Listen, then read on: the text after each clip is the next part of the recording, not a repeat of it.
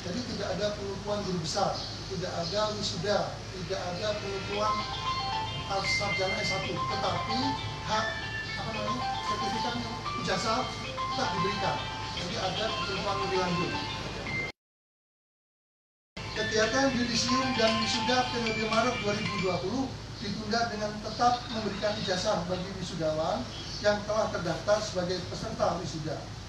Teknik pengambilan ijazah akan ditentukan kemudian.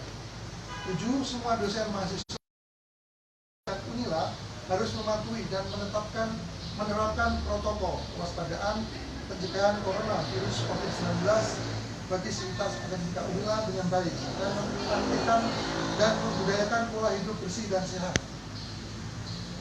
Jadi nanti kalau misalnya habis ini teman-teman media mau pakai ini boleh, gratis. Nanti dijelaskan sama Pak Dekan juga. Sesuai dengan pedoman yang diberikan oleh Kementerian Kesehatan Republik Indonesia. Ke-8. Dosen, mahasiswa, dan tenaga kependidikan Unila yang mengalami gejala peningkatan suhu di atas 37,5 derajat Celcius atau memiliki anggota keluarga serumah yang mengalami gejala tersebut diminta untuk melaporkan diri pada Satgas.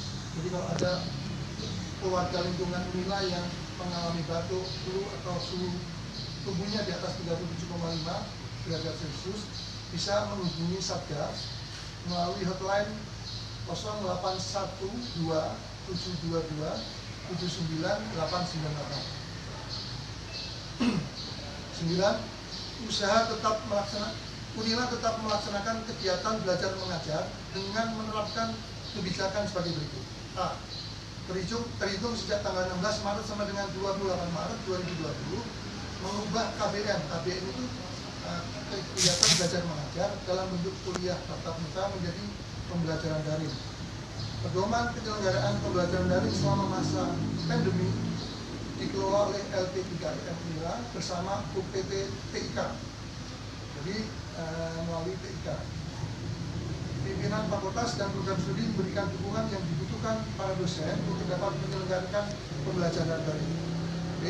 KBM dalam bentuk praktik seperti praktik laboratorium, praktik klinik, praktik di industri, dan praktik di berbagai institusi tetap bisa diselenggarakan dengan terlebih dahulu memastikan bahwa tempat-tempat praktik tersebut menerapkan upaya pencegahan penularan infeksi COVID-19.